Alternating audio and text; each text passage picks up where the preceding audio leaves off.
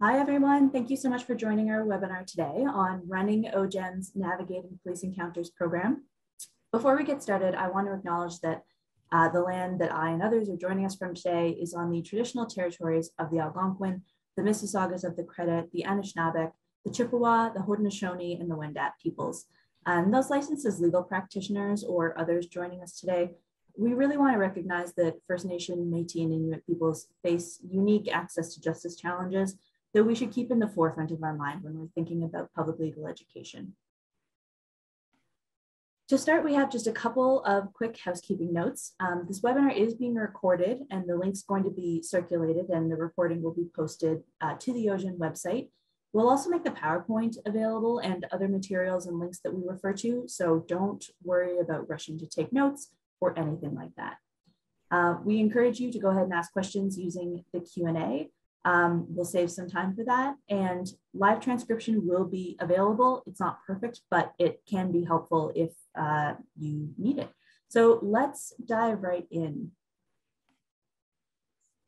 Okay. Thank you so much, Michelle. So my name is Anasoni Kadiri. My pronouns are she, her, and I'm the Acting Director of Outreach Programs at the Ontario Justice Education Network, otherwise known as OJEN. So OJEN is a nonprofit organization that brings together legal education and community sectors to help people understand and use the law. We deliver programs in high school classes, like law and civics classes, and in community settings. We also provide training and professional development programs to teachers, youth workers, and other adults who work with youth.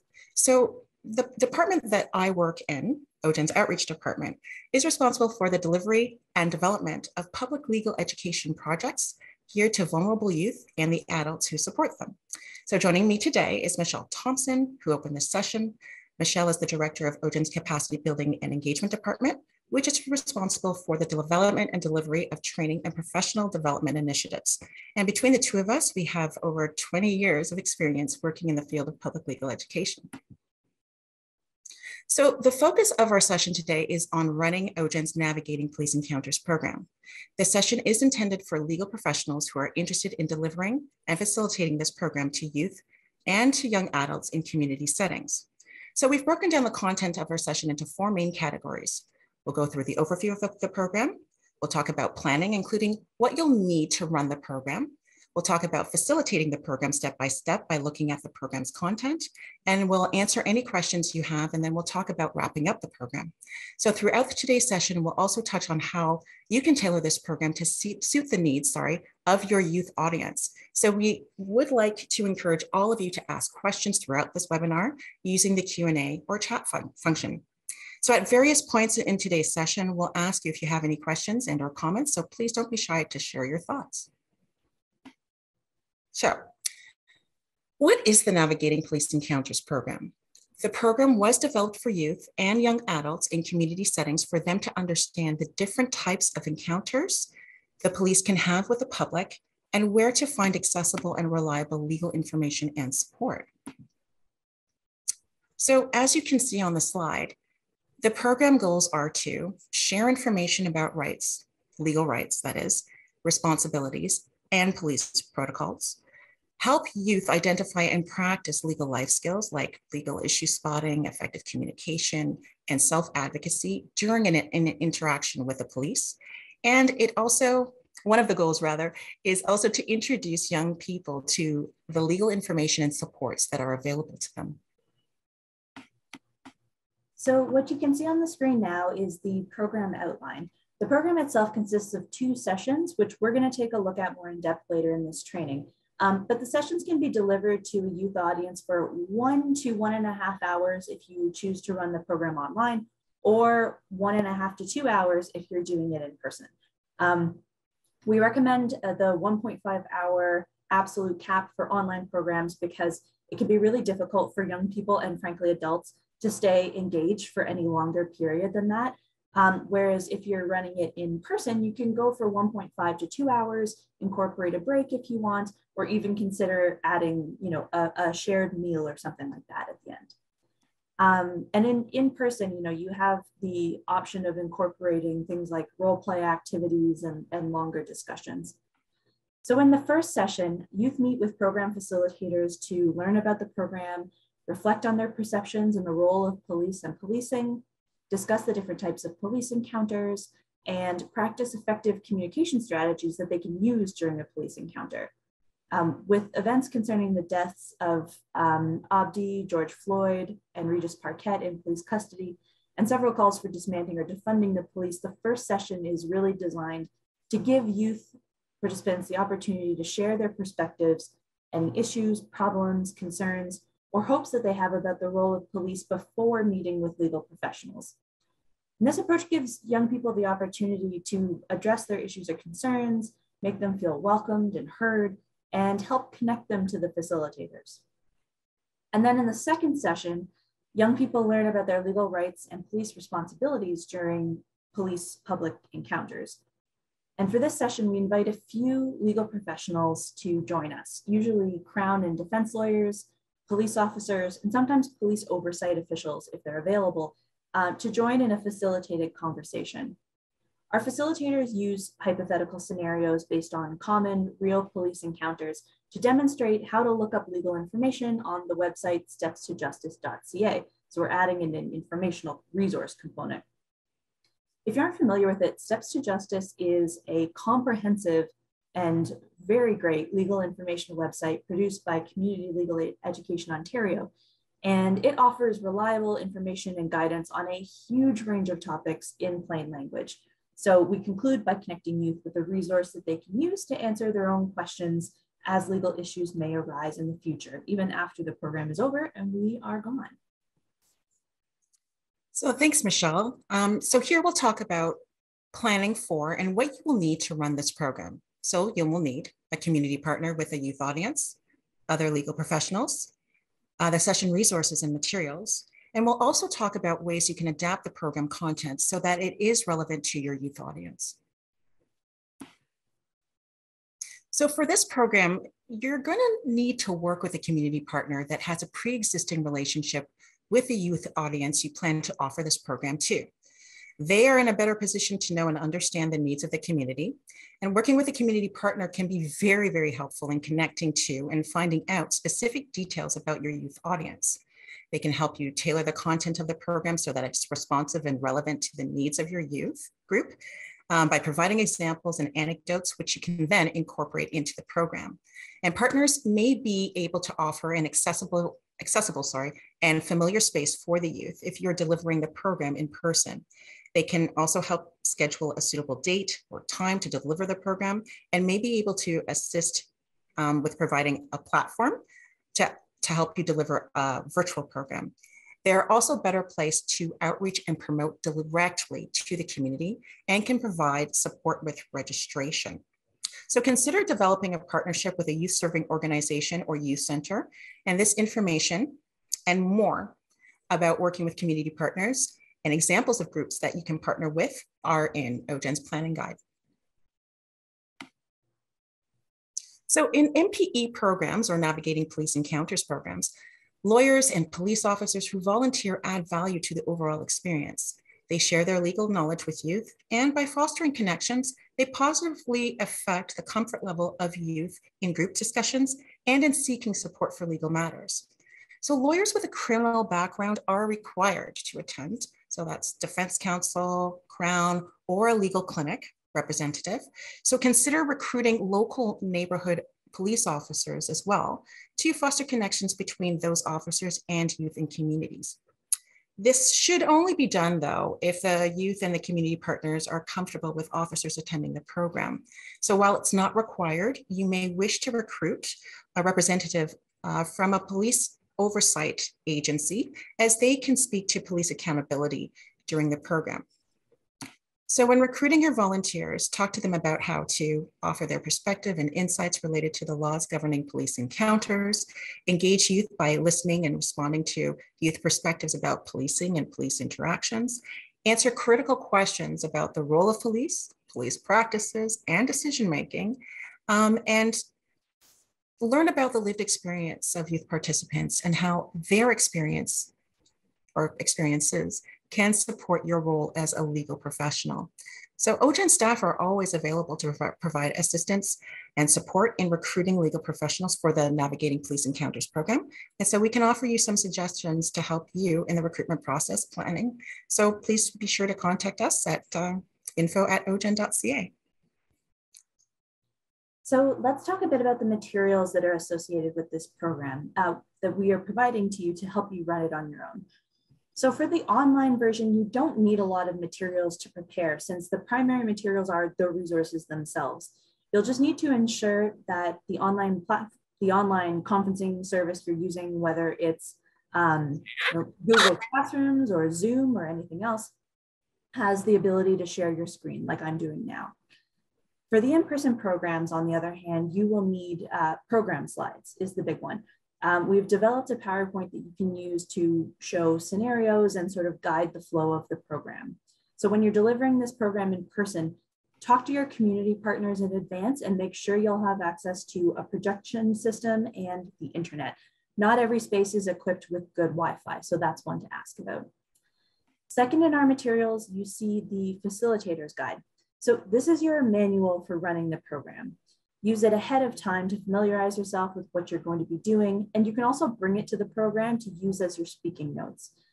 In the Facilitator's Guide, you're going to find the instructions for each activity, the scenarios that you'll be raising with the group, and scripts of the questions you should ask them. There are also suggested timings for each activity to help you keep your sessions on track within the allotted time. Next up, we have the handouts for youth, community partners, and legal volunteers. So the first one is media release forms. If you plan to take any pictures during the program, we recommend that you talk to the community partner to make sure that there are media releases signed, particularly if you are going to post them on social media. We need to protect young people's privacy and get permission for that. You can also find program agendas. If you want to distribute the program agenda to the participants, make sure you have enough copies printed, either arranging ahead of time for the partner to print them or you doing it yourself. We also recommend sending the agenda by email to the community partners and your legal volunteers so that they also know what to expect and what timings will be. You may want to have printed copies of the facilitation notes on hand for legal professionals as well. During the program, you can always use the slides we've created, and in the slides, all of the agendas are included there as well. In our Facilitator's Guide, we have also provided a list of legal resources that you can distribute to your group. If you plan to do evaluation, make sure that you distribute the evaluation forms before the end of the program. And you should really decide in advance who's going to print and bring those materials. We recommend, as I said, talking to the community partner and being clear about who's going to print and prepare and collect them. Finally, make sure that you will have access to the Steps to Justice website in the space where you'll be running the program. You're going to want to have access to the internet so you can demonstrate how to use the website and so you can pull it up to answer any questions that emerge organically over the course of the session. You'll also need to be able to either project the website so youth can see it if you're in person, or make sure they have a way to access it themselves, like a laptop or a phone with Wi-Fi access. For online programs, you can just share your screen. So now we're going to talk a bit about running the program. Let's take a minute here to recap the difference between legal information and legal advice. Many of you in attendance will be used to navigating this line, but it's worth reviewing. So legal information is general and it's not specific to one situation. It doesn't try to interpret the law or make guesses about what might happen given particular factors. Legal advice, on the other hand, addresses a specific situation. The point of legal advice is to tell the person what to do or to predict possible outcomes. You absolutely do not want to give legal advice to anyone who isn't your client. It can cause problems with confidentiality, and it can lead to complaints against your license. But more importantly, someone could act on advice you gave them without full knowledge of their situation, and it could cause them real harm. One of the tricky things is that just saying that you can't give advice isn't really enough. In practice, people without legal training can have a hard time understanding the distinction between info and advice. Or sometimes they think it's just a disclaimer that you have to say when really you're going to answer all of their questions. It can be a really hard line to navigate. And particularly because lots of community partners have requested this program for their youth clients because they have related issues and they're trying to find help for them. So be really careful about how you answer questions, especially hypothetical ones that sometimes turn out to be not that hypothetical after all. And remember that, you know, if someone's being really persistent, you can always offer to make referrals to other lawyers. You can ask people to stay back and talk to you after the end of the program, at which point you can help connect them with services that would help. There's lots you can do to sort of make sure they get that support without you being the one who has to give it to them in front of the entire audience. Thanks, Michelle. So when running the program, consider the social location of your audience. Social location is the combination of factors including gender, race, social, class, age, ability, religion, identities, sexual orientation, geographic location, and other demographics. It refers to a place in life that a person occupies, and it can also include the media you access and the street that you live on. So at OJEN, we often take a community referenced approach to program design and delivery by providing legal information to youth audiences within the context of their community situation or community situations and neighborhood dynamics. So for example, a while ago, community partners approached us about the legal consequences of police or the legal implications of police serving as agents of the landlord and how this impacted youth's legal rights on properties where property owners granted local police the ability to enforce trespass laws. This strategy was used in social housing as well as other city-owned buildings like parks and malls and some schools. We discovered that many people living or visiting neighborhoods where these agreements were in effect were not aware of the legal implications and were not aware that police were on those properties to enforce trespass laws. So working with youth workers, lawyers, landlords, and the police, we here at OJEN developed and tailored a public legal education workshop to give youth and their adult allies the opportunity to understand the legal implications of police acting as agents of the landlord in the context of social housing and other properties that youth frequently visit. So by considering the social location of your audience, it'll give you the opportunity to understand that the content you present impacts your youth group because of the combination of the factors that I had mentioned earlier. So Michelle, I think you wanted to speak to this as well, right? Yeah, I think it also is really important to think about your own social location as the facilitator. You know, we don't always necessarily think of ourselves as, you know, the most powerful person in the room, you know, maybe unless we're a judge. But when you're walking into a space like this as the facilitator, even if you share a lot of common identifiers with the youth that you are working with, even if that's true, you still are walking in with the sort of power and authority and prestige behind you of being the facilitator, the person who's sort of controlling and directing the space, or being the person who's walking in as a highly paid legal professional. You know, people have ideas about who is a lawyer, who is a judge. And so it's really important to be aware of what people's perceptions of you might be, even where they don't align with how you experience yourself. So be really careful when you are a facilitator. Be really kind when you are correcting people. You know, if they are repeating misinformation, for example, remember the reason you're there is because it's really hard to learn about the law. So we really don't want to ever make anyone who is participating in good faith in our programs feel put down or embarrassed or stupid for not already knowing something, that we are there to help them learn. So that's another big piece of the social location. Thanks, Michelle.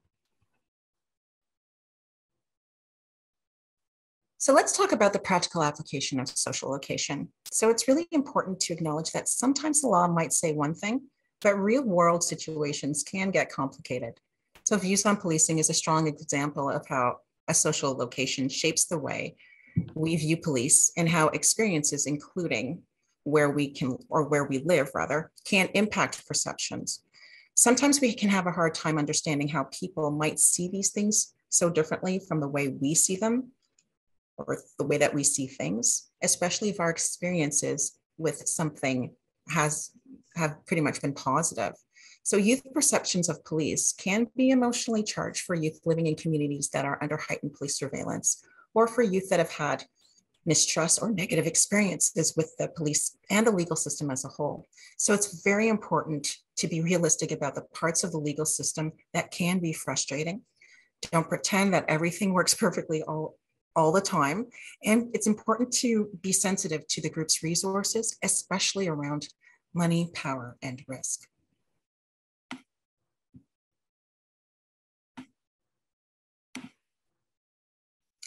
Okay, so now we're going to turn to some of the actual content we use during the program.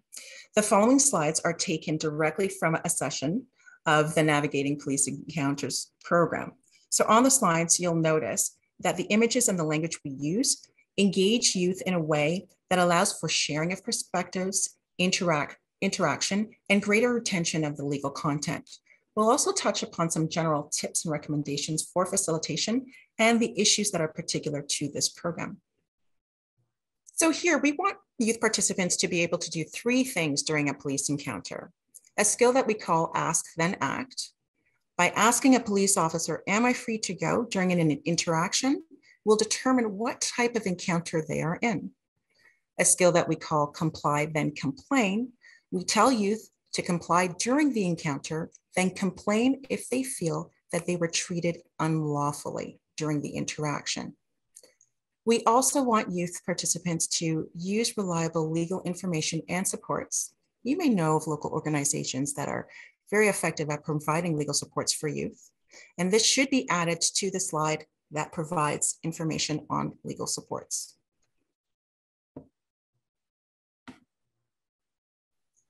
So the 3 main objectives of the first session are to establish a diversity of perceptions about the role of police and policing, and acknowledge that all opinions are welcome. That's our buy-in. We also want to share the basic types of police encounters. That's the starting point. Inform youth on how to navigate police encounters. That's imparting them with the skills and tools. And establish how to assess a police encounter and seek help if it is needed. And that's another skill. So here's a sample agenda of the first session. It covers the content and activities that are used in about 90 minutes to 2 hours, as we said. If you have a shorter amount of time, like an hour, we can always help you tailor the content to match what the group needs and the time you have available. Again, if you're working with a community partner, you can also talk to them about the program structure and figure out what will work together. After your introduction, welcome, setting up the group dynamic and icebreaker, start with the warm-up activity about perceptions. This really serves as your hook, and it gives the group another opportunity to feel heard and welcome, and it also gets them to warm up to you and start participating. Next, you'll cover the different types of police encounters and discuss the different communication strategies that can be used in those different types of encounters. At this point, you can offer a break if you're doing your session in person. The break here doesn't need to be more than about 15 minutes, but it gives your audience the opportunity to absorb some of the information and talk to each other about it. When you regroup, you can use a set of scenarios that we've provided to generate discussion about voluntary versus involuntary encounters. And this is your chance to engage your participants in legal issue spotting. You can also make sure the audience understands the law and correct any misconceptions that are coming up at that point. Then you can open up the session for questions and clarifications. Finally, you have the option of delivering a short polling activity through Kahoot or another public polling platform that you might be familiar with. And we use this to determine if the youth participants understood the information and the concepts that were discussed, and to gauge where they're at the end of the first session. And then we will thank them for attending and close up the session. So after briefly introducing yourself and holding an icebreaker, establish some group guidelines or agreements at the beginning of the program to help set the overall tone and group dynamic. So you want to consider outlining about 3 to 5 guidelines or agreements on a slide for your youth group. For example, guidelines can include all perspectives are welcome, respect, no put downs. This approach actually works best for larger groups or when running programs online. So for small to mid-sized groups, you can always ask the youth to share 4 to 5 guidelines that will help set the tone or foster an inclusive space. There's a lot of information on setting the tone of the program in the facilitator's guide, so take a look. You also want to be careful about overwhelming your audience. So you want to anticipate varying levels of legal knowledge and diverse experiences in the audience. And you also want to come to the program and be prepared to adjust the level of complexity of the information. We recommend preparing for this program as if the youth aren't familiar with the topic. Once you begin your session, you can always assess the knowledge of the group and make adjustments accordingly. For example, one of the things that we've done to assess prior knowledge is by asking the youth, what are some of the ways the police engage with the public? This tool actually works well as a great hook or warm-up activity too, this approach rather. So during this program, try not to be the one that's doing all of the talking. Remember to ask questions to engage the youth participants in conversation. Ask and encourage the youth to share their opinions and perspectives. And remember that the social issues that underlie the law provide a good opportunity for engaging conversations.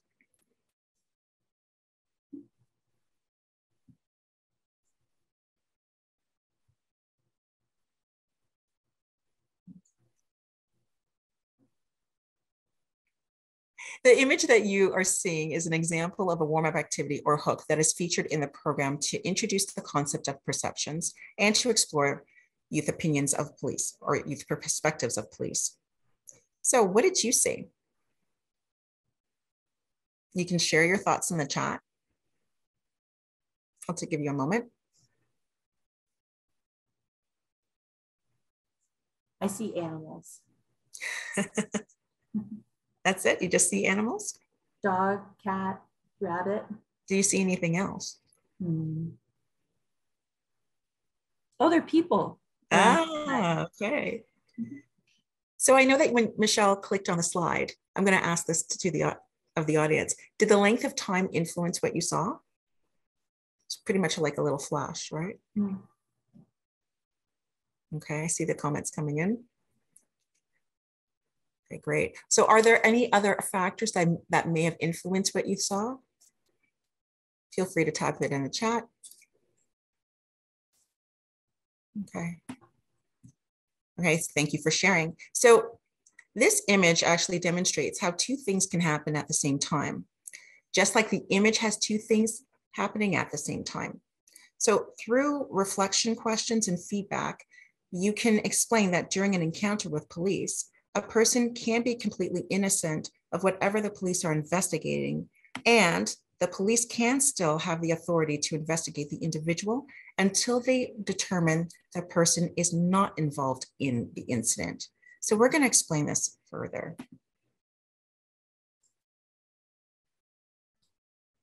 In this slide, there are 2 images that introduce youth to the basic types of police encounters: voluntary interactions and involuntary interactions. Clicking on the image on the left, you can ask the youth to reflect on this image by asking questions like, what do you see happening in this picture? When you look at this picture, do you think people in the image could actually walk away from the officer if they wanted to? Why do you think they can or can't? And another question that we often ask in our programs is, what is it about this picture that helps decide what the people can do? Then we would ask, if we agree that the people in the image on the right are not free to go when they choose, what is the word we can use for this type of encounter? We wait for feedback, and then we click on the slide again, and then those 2 terms will appear: voluntary and involuntary. You can also ask, is there anything that we can do during an encounter with the police that will tell us which type of encounter we are in? So for in-person programs, you can always deliver this as a role play, but it's very important to have those reflection questions so that the young people can actually reflect on the images, examine their perceptions of those images, and get to some of the key legal concepts that we're trying to impart. So check out the Facilitator's Guide to learn more about this. All right, so in this slide, this is the slide here that often provides a lot of debate. Here, explain that you will want to describe the importance of asking a clarifying question during a police encounter. For some, the idea of providing youth the tools to help themselves is reducing the responsibilities of an officer to inform young people about the encounter that they are in. So explain that by asking a clarifying question like, "Officer, am I free to go?" It gives a person clear permission to take action. For example, if a person is free to go, they can exercise that option or choose not to. The best way to be sure if you're free to go during an encounter with the police is to ask. You'll also want to share that two things are occurring at the same time during an encounter with the police. Police know the authorities they have during the encounter or their interactions with the public, while the person the police are speaking to knows their involvement within the context of which the police are speaking to them. So a person is never required to speak to the police to help their own cause, and police must decide based on the information they have whether they can continue an investigation or advise a person of their right to walk away. Share that police cannot form a reasonable suspicion based on somebody exercising their right to silence. So after going over how to identify the different types of police encounters, introduce the scenarios on the slide one by one by clicking on the slide. Ask the group to identify whether they think each situation is a voluntary or involuntary encounter. The added facts add minor situational changes to assess understanding of the legal concepts. So this activity actually serves two purposes. It demonstrates the participants' understanding of the two general types of police encounters, and it also reinforces that they should always ask police, "Am I free to go?" before acting. So here, we introduce street checks to the group. Explain what street checks are and how they came to be. And it's also important to distinguish the difference between street checks and carding, and to establish that street checks are a voluntary type of encounter. Here, introduce participants to the Steps to Justice website by asking your group, if you wanted to get information about street checks online, where would you go? Wait for the responses, then introduce them to the Steps to Justice website. So the link embedded in the slide will take you to the Steps to Justice page that has information about the street check rules specifically. We're going to talk a little bit more about Steps to Justice in the next session, but for now, we just want to introduce the site and show that it has information about street checks. You can tell the audience we're going to talk more about resources and sites like this the next time we come together. Briefly introduce each legal concept under involuntary interactions. So we have investigative detention, investigation, arrests, and vehicle stops. Give special focus to investigations and investigative detention because these are encounters where police discretion is most broadly applied. The conduct of the person being investigated can affect the outcome the most. So this is also where we see the greatest amount of confusion about police encounters. Explain investigative detention and investigation. You can also use the link embedded in the slides to provide information that is available on the Steps to Justice website.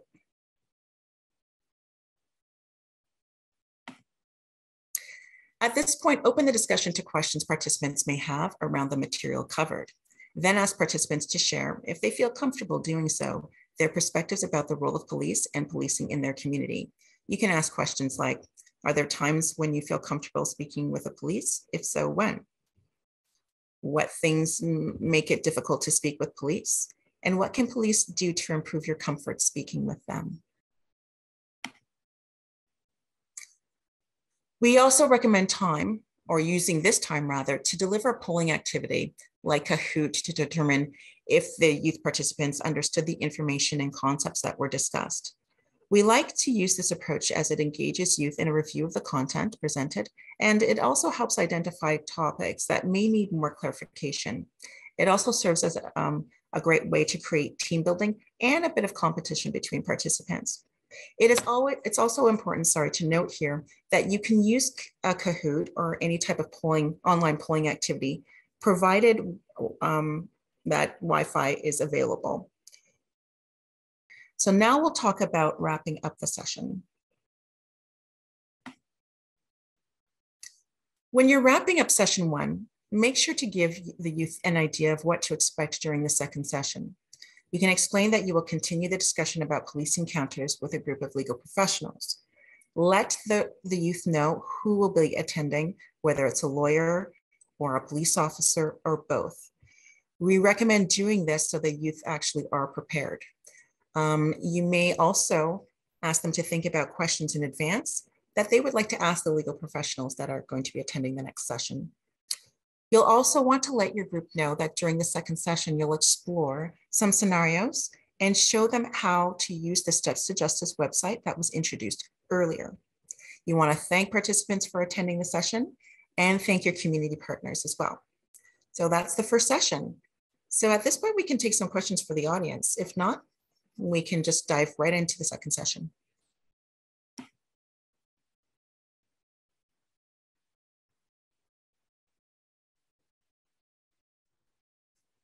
There may be some people typing, so I'm going to proceed with the session 2 objectives, and we can keep an eye on chat in the meantime.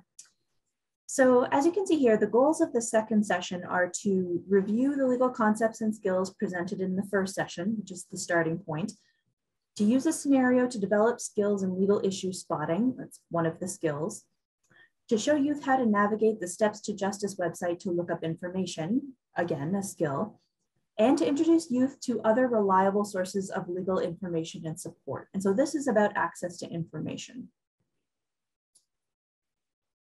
So this is the agenda for session 2. As you can see on your screen, after your brief introduction and welcome, you want to recap the group agreements you established with the group in the first session. Then hold an icebreaker with the youth, legal professionals, and other adults in the space. We have suggested some quick icebreakers in the facilitation guide, or you can always use your own. You want to ease into the legal content by reviewing what the group learned in session 1. Then you will demonstrate how to look up the information regarding police encounters using the Steps to Justice website. For in-person programs, of course, you want to offer a break. Then after the break, you'll introduce police accountability and where to go for legal help and support. You're going to want to hold a question and answer period and check in with the group to see if they understood the legal concepts by holding a quick polling activity. Then you'll wrap up the session and close the program.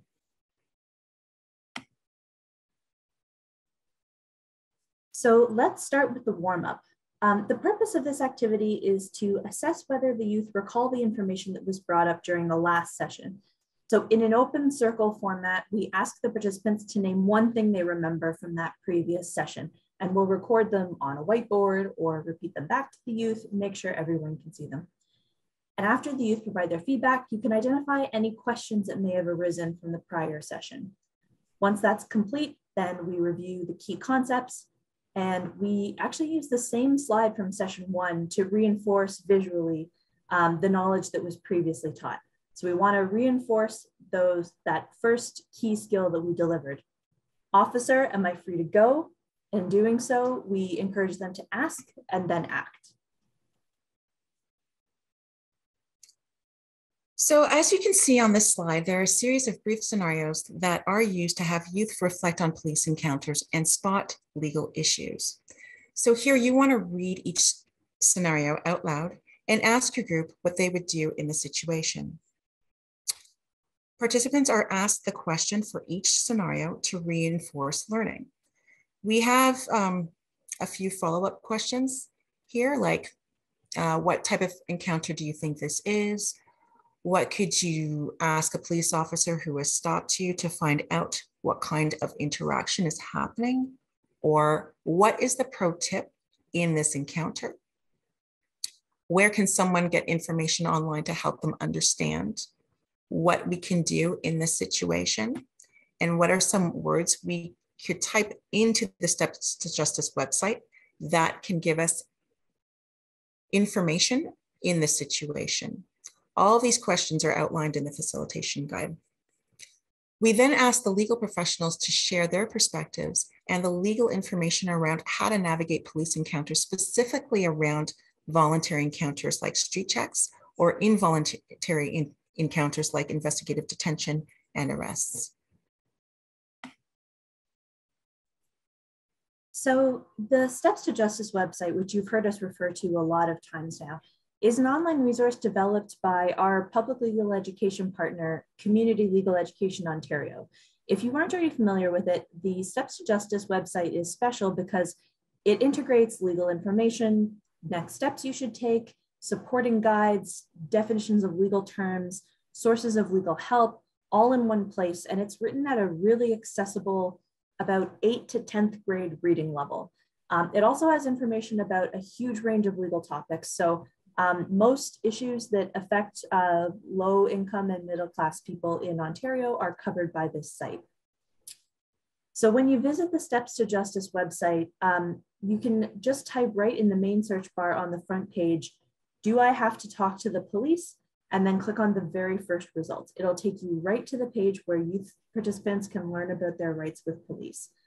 And from there, you can click through the site to point them to organizations that might be able to help or sources of more information. You can highlight definitions that they need, all of that kind of stuff. You also can browse by topic and subtopic by using the menu at the top of the page and clicking legal topics. So you could drill down by going to legal topics and then criminal law and then issues with policing and then get into some of the questions there. But for our purposes, the easiest thing to do is just that natural language search right from the front page. So after reviewing Steps to Justice for information, we return to the slides and then click on the OIPRD superhero, which takes us to the OIPRD website. Here we introduce participants to the site and click on the informational tab for how to file a police complaint. We review the site with all participants, then return to the slides and then open the session to questions before wrapping up the program. So here you want to explain that there are several resources available for legal help and support. You want to go through this list and provide an explanation of each resource. A description of each resource can be found in the Facilitator's Guide. So after reviewing these resources that we have made available, ask if there are any questions and let participants know that a handout with this information will be circulated by the program partner. And then here you also want to ask if there are any questions about the program content, if they have any questions to the legal professionals or for the legal professionals as well. So wrapping up the program, we've covered a lot of information on planning, resources and materials, and running the program. So now it's time to finish on wrapping the program. At the end of the session, leave time for 2 steps. First step is providing time for the audience to ask questions, as I mentioned earlier. And if you've planned to, evaluate the effectiveness of the program with all participants to assess what the youth, community partners, and the legal professionals have learned. Please refer to the Facilitator's Guide for more information on how to close the program and how OJEN can actually help you evaluate the program.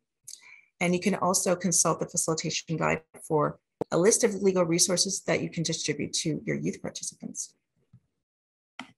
So OJEN staff have delivered this program multiple times with diverse youth audiences across the province. So if you plan to run a Navigating Police Encounters program, you can always reach out to us for support by emailing us at info@ojen.ca, as you can see on the slide there, or you can visit our website for more information, and that is at www.ojen.ca. We can provide guidance and advice on how to tailor the program for your specific group of youth. And we can also help identify community partners to recruit legal professionals to help. So let us know if you need help running the program. So we would like to thank our funders, Crime Prevention Ottawa, Ontario Trillium Foundation, and the Law Foundation of Ontario for their support of this program. Yeah, just as a very final brief reminder, all of the information presented in this session can be found in OJEN's Navigating Police Encounters Planning and Facilitation Guides. So you don't have to worry about missing anything from today. It's all in there. If you can't find that stuff on our website, you can always email us and we'll send you a copy directly. Finally, if you're interested in reaching out to any one of us with more questions or comments, please feel free to do so. Either Annie or I are happy to get in touch or talk about any element of this that you still have questions about. With that said, thank you so much for joining us today. It's been an absolute pleasure, and I hope you have a wonderful Navigating Police Encounters program in your community. Thank you. Bye-bye.